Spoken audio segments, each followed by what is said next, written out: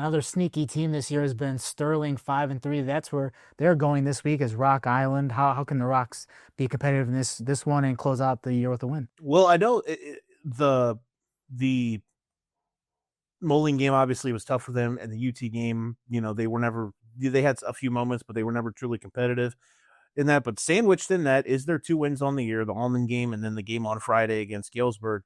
And I think Galesburg was the first team they played all year that was actually kind of in their weight class to a degree. I think though maybe Friday showed that even still they were above that weight class. Like at the end of the day, I know this is going to look as like a season for them that has been tough. It's been tough for Rock Island, and it's been with a lot of struggles. But I do think they've grown. Their skill players. I think offensively, they've got some really nice players. Miles Deuster is a quarterback that battled injury at the beginning of the season, and he has been able to kind of navigate this season to have a solid year. They have some guys who are, might not be first team all conference guys, but they're a lot of those guys are, I definitely say are second team all conference level players. All those skill guys. Evan Ellis, I would say, I think we can all agree is probably a first team all conference level receiver. He's been a fantastic player for them all season.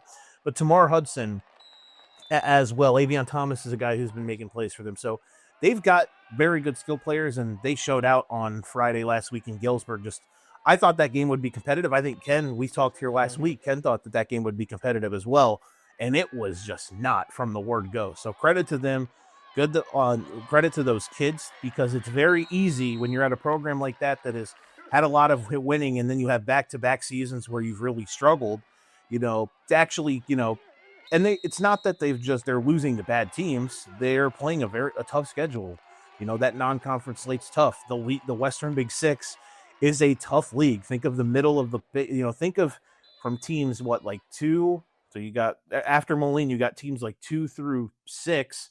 All of those games have been pretty close between all of those teams. So Rock Island, yes, they're not in that tier. They're in the tier below that, but that shows you that the level of competition in this league, they've been able to play some teams that they have been able to beat on a bit in Almond and then Galesburg, who I thought it'd be more competitive, like I said, but it wasn't. Credit to them.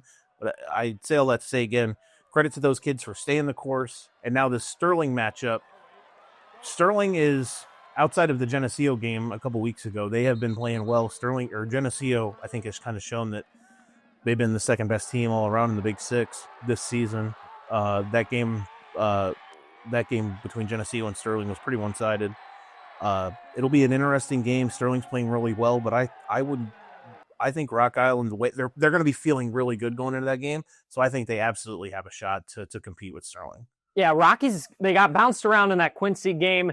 They got beat up in the Moline game, but after that Quincy game, they blew out Alleman. After that Moline game, we just saw them blow out Galesburg last week. So, yeah, the fight's there, and the players are there, and you're catching a Sterling team that is on that high of having a really good season and on a really big win against Quincy.